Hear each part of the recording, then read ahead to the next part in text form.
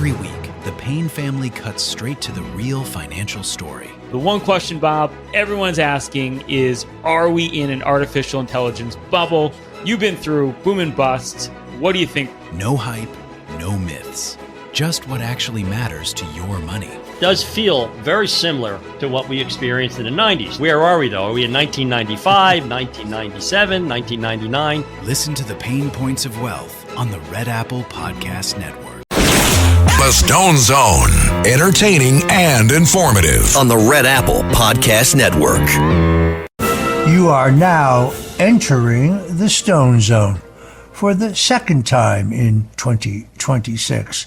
Welcome to the Stone Zone. I think that the outcome of our last presidential election was based on a unique confluence of events that resounded in a political realignment in this country and an upset victory, nothing less than the single greatest comeback in American political history. As someone who is a veteran now of 13 national presidential campaigns, someone who studies the polls and understands the systems, I must tell you that on paper, theoretically, of course, Donald Trump should not have been able to pull off the greatest comeback in American political history. Up to that time, the comeback of Richard Nixon, who had lost the White House by a whisker to John F. Kennedy, elected, even though President Dwight Eisenhower and New York Governor Tom Dewey,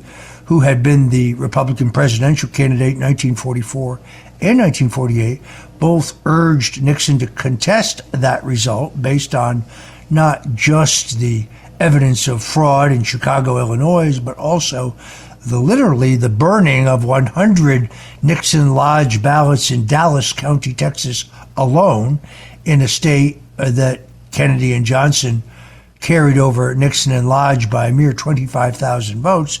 But Nixon decided not to contest that election, living to fight another day. And thanks to, again, an extraordinary series of events, the assassination of John F. Kennedy, the assassination of Robert Kennedy, the assassination of Dr. Martin Luther King, and, of course, the voters becoming tired of the endless Vietnam War, parted the seas in a way that no one could foresee, and Nixon made a comeback only to crash and burn, based on what we now know was an undercover CIA operation based on declassified documents. The CIA was well aware of the plot to break into the Watergate. In fact, they infiltrated the burglar team with active CIA operatives. But that's a story for another day. In 2024, you had the alliance between Robert F. Kennedy, who left the Democrat Party to become an independent, and then as an independent decided to join forces, bringing his MAHA, Make America Healthy Again movement, into alignment with Donald Trump's MAGA movement, Make America Great Again, providing a bridge, I think, for Democrats and independents and other free thinkers to vote Republican, for some of them, for the first time in their lives. And then you had two other major factors. Elon Musk, who earlier on had flirted with the presidential candidacy of Florida Governor Ron DeSantis until he figured out that that guy was a stone-cold loser. And then later decided, post-Butler, Pennsylvania, and after the assassination attempt on Trump, to throw his weight and support and money behind Donald Trump.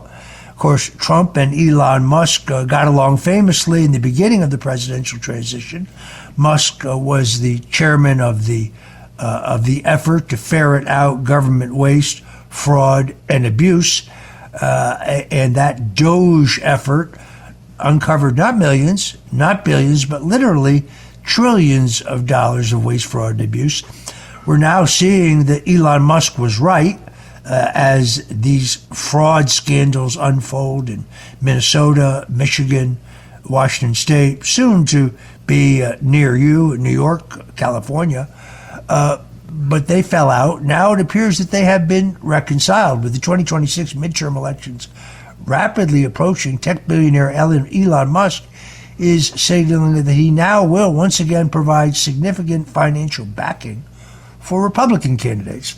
According to multiple reports, Musk has begun donating to GOP House and Senate campaigns, doing his part to prevent a potential Democrat resurgence in the Congress. Sources familiar with the donation say Musk has already written large checks and plans to contribute much more throughout the cycle, although exact figures won't be disclosed until campaign finance reports are released a little later this year. This comes after a highly publicized rift between the tech billionaire Elon Musk and President Trump earlier this year over the Big Beautiful Bill, during which Musk even floated the idea of launching a new political party. I think Elon Musk has recognized that doing so would merely split the common sense vote in this country and open the way for the return of the Biden-Harris Democrats, and what a disaster that would be for the country. The two now appear to have buried the hatchet back in September when they met privately at the September memorial for the late Turning Point USA founder, my good friend Charlie Kirk.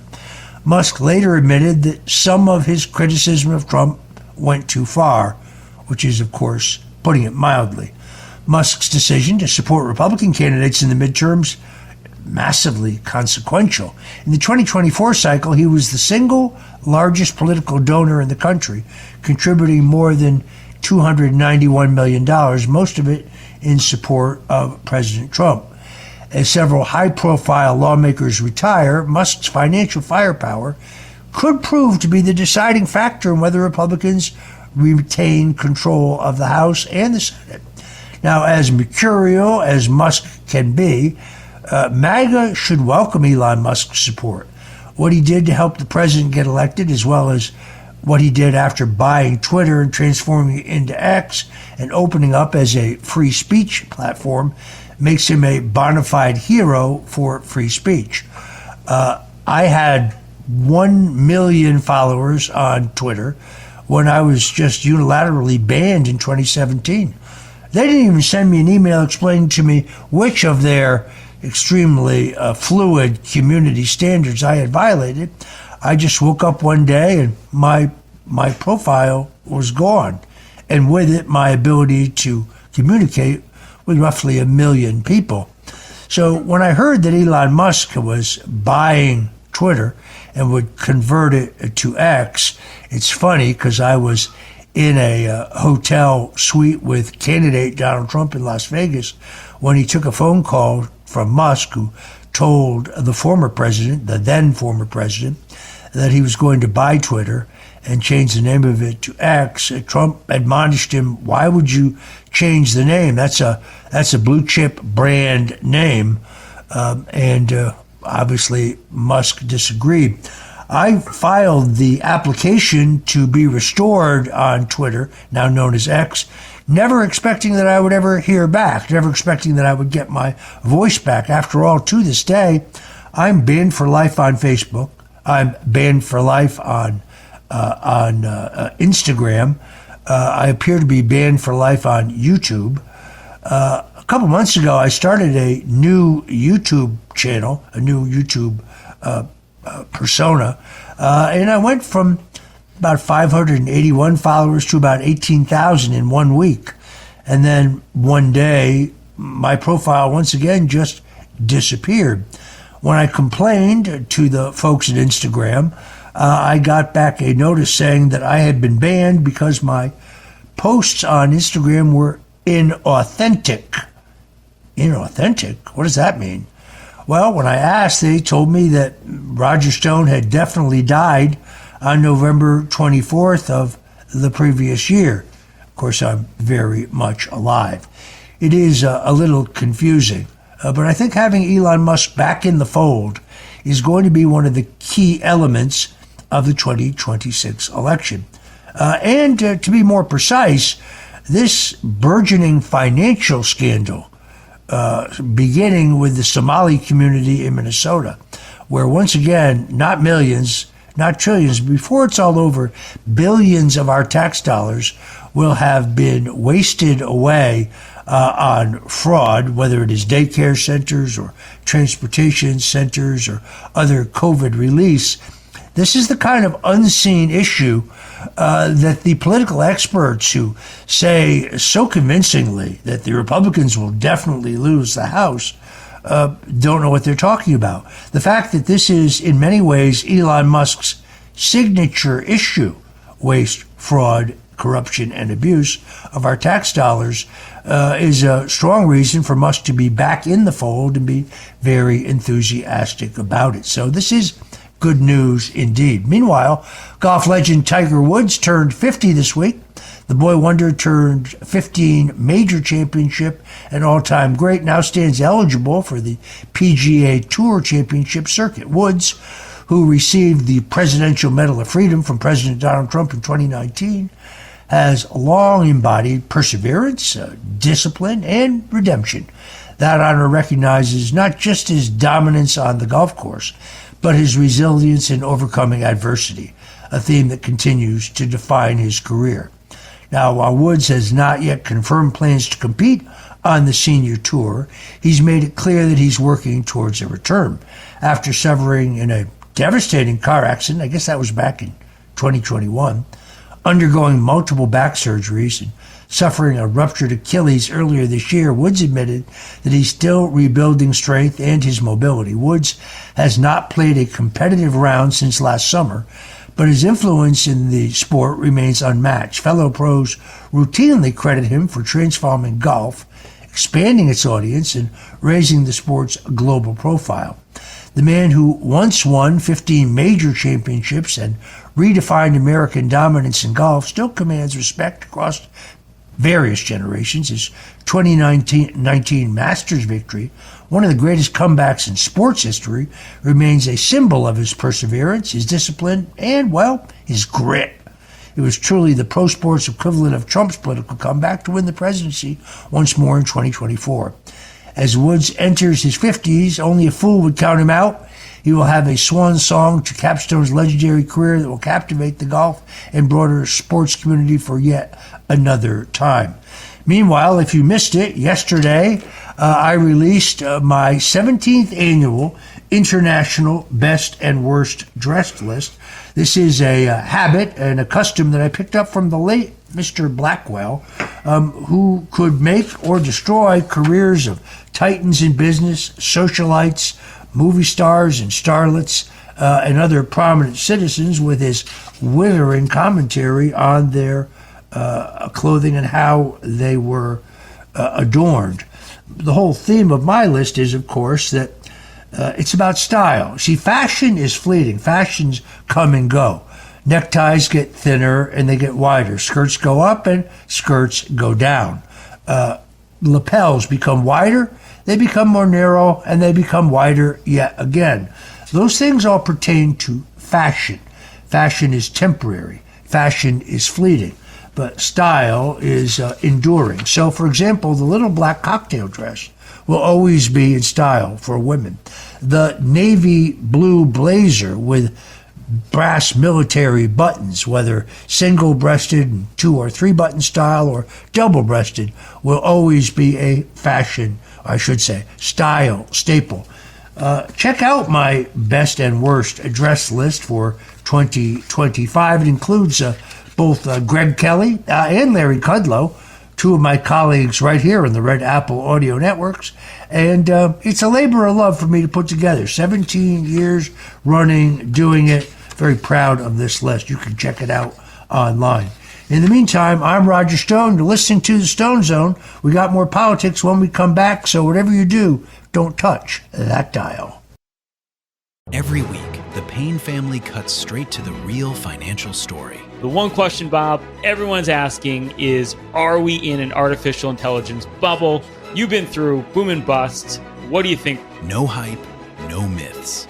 Just what actually matters to your money. Does feel very similar to what we experienced in the 90s. Where are we, though? Are we in 1995, 1997, 1999? Listen to the Pain Points of Wealth on the Red Apple Podcast Network. This National Foster Care Month, Marine Toys for Tots is providing hope to children who need it most. Staff Sergeant James Caldwell, who grew up in foster care himself, shares that while handing out gifts at a Toys for Tots distribution event, a little girl looked up at him, reached into her bag, pulled out a stuffed animal and said, "Someone needs to make sure you get a toy too." That simple gesture embodies the heart of Marine Toys for Tots, ensuring every child, including those in foster care, experiences the kindness that can transform their future. Visit toysfortots.org today. Well, the holidays have come and gone once again, but if you've forgotten to get that special someone in your life a gift, well, Mint Mobile is extending their holiday offer of half off unlimited wireless. So here's the idea. You get it now, you call it an early present for next year. What do you have to lose?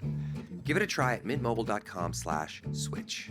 Limited time 50% off regular price for new customers. Upfront payment required. $45 for 3 months, $90 for 6 months, or $180 for 12-month plan. Taxes and fees extra. Speeds may slow after 50 gigabytes per month when network is busy. See terms. The Stone Zone, entertaining and informative. On the Red Apple Podcast Network. Welcome back into the Stone Zone. Well, New York City's new mayor made it very clear that he is, in fact, a communist. New York City's new mayor, Zoran Mamdani, wasted no time signaling a sharp turn to the far left, declaring during his inauguration that he was elected as a democratic socialist and would govern accordingly. One chilling statement shows exactly how Mamdani deliberately intends to attack the very pillars upon which America was founded. Let's listen to the new mayor. And if for too long these communities have existed as distinct from one another, we will draw this city closer together. We will replace the frigidity of rugged individualism with the warmth of collectivism. If our campaign demonstrated that the people of New York yearn for solidarity, then let this government foster it. Because no matter what you eat, how you pray, or where you come from, the words that most define us are the two we all share: New Yorkers. Extraordinary. You see, America was built on the whole concept of rugged individualism rather than his stated goal of collectivism. In his speech, Mamdani vowed to dramatically expand government power, promising to fix the property system by shifting the tax burden from outer borough homeowners to what he describes as wealthier and whiter, his words, neighborhoods. He openly embraced policies aimed at redistributing wealth, pledging higher taxes on working people, expanding government programs, and sweeping new mandates. Among his promises, free child care, free public transportation, and a freeze on rent for stabilized apartments, all funded, he said, by taxing the city's highest earners. The mayor also aligned himself closely with socialist U.S. Senator Bernie Sanders, a man who's never had a real job in his life. Bernie used to attack millionaires and billionaires. Now I notice he only attacks billionaires. That's because in his 2 campaigns for president, Bernie Sanders and his wife skimmed millions of dollars in media placement fees from his presidential campaign. Now, that is not technically illegal, although I don't think he ever disclosed to his many, many donors that he and his wife were getting rich on his presidential campaign.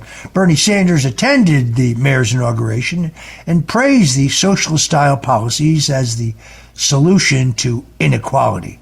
Sanders called for forcing the wealthy and corporations to pay more, despite the fact that the top 1% already contribute roughly 41% of all New York City tax revenue today.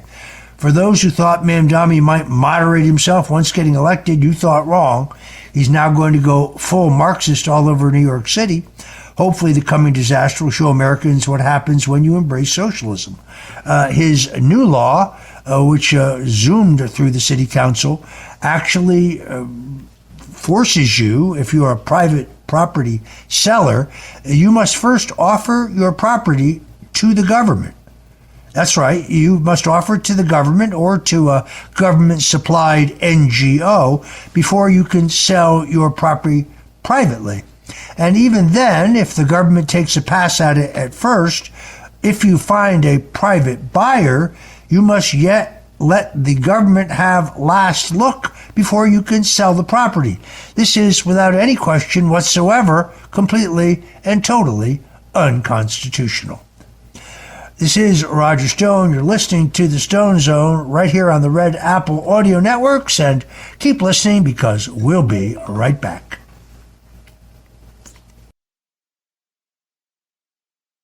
The Stone Zone, entertaining and informative. On the Red Apple Podcast Network.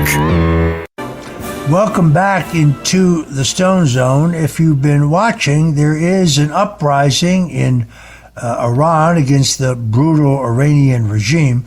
President Donald Trump has issued one of his strongest warnings yet to the Iranian regime, declaring that the United States stands ready to intervene if Tehran moves to violently crush its own people. In an early morning post this morning on Truth Social, the president wrote that if Iran shoots and violently kills peaceful protesters, the United States will come to their rescue. While stopping short of outlining specific military action, the message sent a clear signal to Iran's leadership that the Islamic regime's days of unchecked repression against their own people are soon to be over. The warning comes as large-scale protests continue to spread across Iran, fueled by economic despair, rising food costs, soaring inflation, and public anger towards the ruling clerics. Demonstrations have expanded from city marketplaces to university campuses, with at least 6 deaths reported so far. Iranian officials claim some casualties were security personnel, including members of the Basij militia, a paramilitary force closely tied to the Islamic Revolutionary Guard Corps. Iran's supreme leader responded predictably with arrogance and defiance. A senior aide to Ayatollah Ali Khamenei warned that the U.S. involvement would destabilize the entire region and threaten American interests, which is an ominous threat of terrorist retaliation, in my opinion. President Trump's message marks a stark contrast to the enabling of Iran from the Biden and Obama regimes. President Trump's warning signals that the United States will not look the other way as the Iranian regime suppresses its own people, and it reinforces his broader posture of strength against Tehran. It appears that the days are numbered for the Islamic Republic, and that is great news for the Iranian people, who've had to live under abject misery for at least 5 decades. On the other hand, the question remains as to what comes next. The Shah of Iran, or the Shah's son, from the House of Pahlavi, claims that he is the rightful ruler, but I personally think it's a mistake to go from theocracy back to monarchy, and the Shah was not exactly a paragon of human rights, but say that online and you will have 1,000 of the bots attacking you. Clearly, I favor a return to democratic rule, I should say, open elections, as opposed to a return to a monarchy. If the Shah wants to run, he should run in an open democratic election. We'll be watching very, very closely. I saw Steve Bannon viciously attacked Donald Trump over his remarks today. I guess he would rather have us stand by and do nothing if the Iranians start mass murdering their own people. We'll be watching this very closely right here in the Stone Zone. If you're just tuning in, I'm Roger Stone.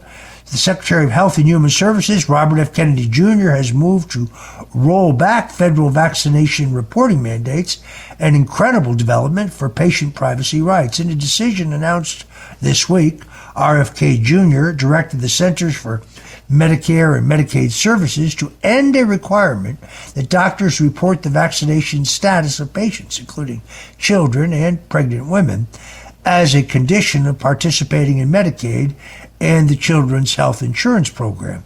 The policy had required physicians to report which vaccinations children received by certain ages, as well as vaccination data for expectant mothers. In a statement, Kennedy made it clear the change was about restoring trust between patients and their doctors. Kennedy said government bureaucracy should never coerce doctors or families into accepting vaccinations or penalize physicians for restricting patient choice.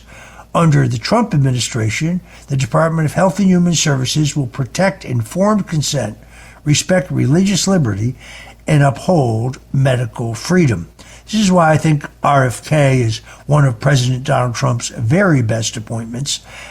He has taken a huge amount of incoming from Big Pharma, who's used to dominating the health industrial complex within our federal government. RFK stands alone as a true statesman in his efforts to restore health freedom, and it's interesting that he has the full and complete support of President Donald Trump. The reporting mandate has been expanded in recent years and was intrusive, had become burdensome, and completely inconsistent with patient-centered care. Although initially voluntary, the requirement for mandatory reporting came into place in 2024, tying compliance to participation in federal health programs as the Biden regime moved closer and closer to mandatory vaccinations. Under the new guidance, doctors may still voluntarily submit vaccination data, but they will no longer face federal pressure or penalties if they decline to do so. CMS also confirmed it will explore alternative approaches, including collecting information on whether families were informed of vaccination risks, benefits, and available options. This move would restore balance, in my opinion, between public health goals and individual rights, and shows that the Make America Healthy Again agenda is not about being anti-vaccination, but instead about being pro-health freedom. Let each individual and their family decide for themselves whether they wish to be vaccinated. Rather than restoring freedom of choice and stopping the big pharma domination of our healthcare system, anyone who opposes this guidance is a technocrat and a proponent of medical tyranny. What we support here in the Stone Zone is health freedom. Let each individual or his family, his or her family, make decisions for themselves. As independent journalist Nick Shirley's explosive reporting on alleged fraud in Minnesota continues to rack up literally millions of views, the fake news media outlets are more focused than ever on discrediting the messenger rather than investigating the massive taxpayer fraud. Shirley's recent on-the-ground video expose, which has now been viewed by more than 130 million people on X and nearly 3 million times on YouTube, has brought national attention to widespread abuse of government child care and social service programs in Minnesota.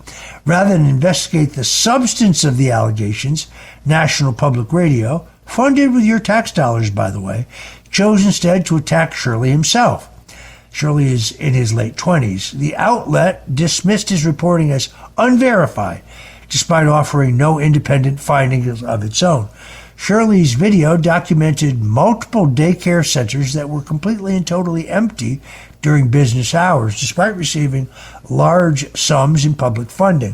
One such center infamously even misspelled quality leering rather than learning on their sign, claimed it operated from 2 p.m. to 10 p.m., hours that directly contradict state licensing rules that require operations must be between 6 a.m. and 6 p.m. One particular clinic I loved, when you called their phone number, it actually connected you to the office of Governor Tim Walz. That's right, Tampon Tim. You have to ask yourself, what did Tim Walz know and when did he know it?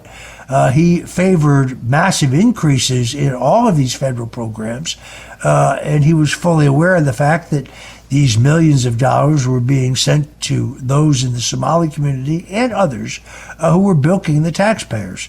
As scrutiny mounted, state officials claimed that the facility in question, the famous quality leering facility in Minneapolis, had already shut down, while locals reported seeing activity even after Shirley's initial reporting. Instead of addressing these discrepancies, National Public Radio questioned Shirley's credibility, labeling him as a shock YouTuber and downplaying his documented encounters with Antifa thugs, which included video evidence showing him being pepper sprayed by far-left extremists while trying to conduct a podcast video. Shirley, a devout Christian, has openly stated that his faith grounds him amid these personal attacks and smears, and that there are no skeletons in his closet that the fake news can use to destroy or discredit him or seek to control him. Nick Shirley has inspired a legion now of young citizen journalists to take their cameras and their video out into the field and do some muckraking. Hopefully this will be the final death blow for the corporate fake news, and the world will be better off for it. But in the meantime, we wait. We wait for the New York Times, the Washington Post, the Associated Press, CNN, MSNBC to report on this burgeoning scandal. The next state with a huge fraud problem caused by third world migrants dumped here from their home countries appears to be the Buckeye state of Ohio. Ohio Republicans are raising alarms over large-scale fraud within publicly funded child care programs, seemingly a carbon copy of what we have now uncovered in Minnesota, warning that the state is ignoring red flags that were already exposed in the neighboring state. Despite growing concerns, Governor Mike DeWine, who they call Little Mike DeWine, if you see a picture of him, you'll understand that, his administration has downplayed the issue, calling fraud an unfortunate but expected cost of doing business. That's a pretty outrageous comment. It shows exactly how these Somali swindlers and other foreign con artists are able to set up shop with authorities in the states looking the other way. On December 30th, State Representative Josh Williams called on the Ohio Department of Children and Youth to immediately investigate suspected fraud at a number of Columbus area child care centers. Representative Williams said, "We need round-the-clock, unannounced inspections of all these child care facilities that are receiving public tax dollars. What's happening in Minnesota is almost certainly happening in Ohio." But despite these concerns, the DeWine administration has dismissed claims of a surge in fraud and does not plan to do any investigation whatsoever. This is outraging a number of Ohio taxpayers who understand that such complacency invites abuse of taxpayer dollars. Governor DeWine's attitude reflects a strain of extreme cowardice that persists today in the modern Republican Party. Even though President Trump is the head of the party, many of the Republicans in name only that remain in the party embodied the weakness and squishiness that made the Republican Party so loathed before President Donald Trump showed up. His nomination in 2016 was essentially the hostile takeover of the Republican Party. The last hostile takeover of the Republican Party had taken place under Governor Ronald Reagan. I know because I was there. Unfortunately, I think the greatest single mistake that President Ronald Reagan made was the selection of George H.W. Bush as his running mate. George Bush, of course, rode into office on Reagan's coattails, winning the 1988 election by pledging that he would pass no new taxes. Remember that? "Read my lips," he said to the National Convention. "No new taxes." Problem with that, of course, is that as soon as he became president, he raised federal taxes on the working families of America, functionally ending Reaganism and the outsider control of the once great Republican Party. President Trump has changed all that. The Republican Party under Trump has gone from being the party of Wall Street, the party of the elites, the party of the country clubs, the party of billionaires, to be the party of working Americans. There was a piece the other day in the UK Daily Mail that said that the Bush family is claiming that they will retake control of the Republican Party the way you would pick up a checked hat at a hat check. But I don't think that's going to happen. I think the permanent changes that Trump has wrought within the GOP are here to stay. And it's interesting that the Democrat Party, which has claimed as its birthright that it is the party of working families, certainly was the party of the labor unions, is now the party of the ultra-rich, the party of the tech billionaires, the party of Wall Street, the party of the big banks and the big insurance companies, the party of big pharma, the party of big money. So the parties have changed position. It's a juxtaposition, and I don't think it's going to change. We'll be watching the 2026 elections very closely, but for those who say the Republicans will definitely lose control of the House, I say they don't know what they're talking about. This Somali spending spree, this epic waste of American tax dollars is about to become the dominant issue in the 2026 elections. Mark my words.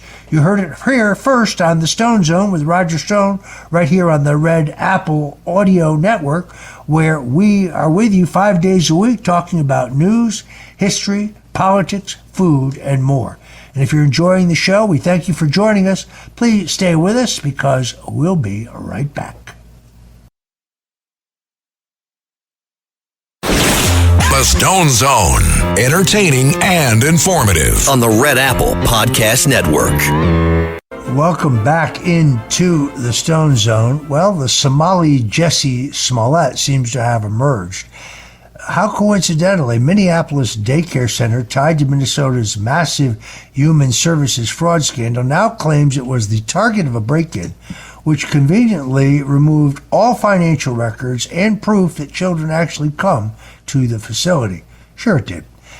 No Kamis, a daycare center, a Somali-run facility, says someone entered the building and removed all the sensitive documents just as scrutiny intensified over alleged fraud involving public assistance programs. The claim has not been independently verified. Authorities have not confirmed that a burglary, in fact, actually occurred. No surveillance footage has been released, and the police have not announced any arrests. More than 90 individuals have been charged thus far as part of the fraud probe, most of whom are Somali foreigners attempting to get rich by scamming Uncle Sam.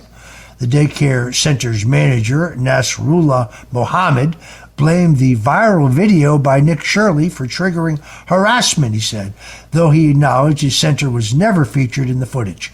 Meanwhile, the Trump administration has frozen roughly $185 million in federal child care funding to Minnesota, pending verification of legitimate use of those taxpayer funds. That's a good start.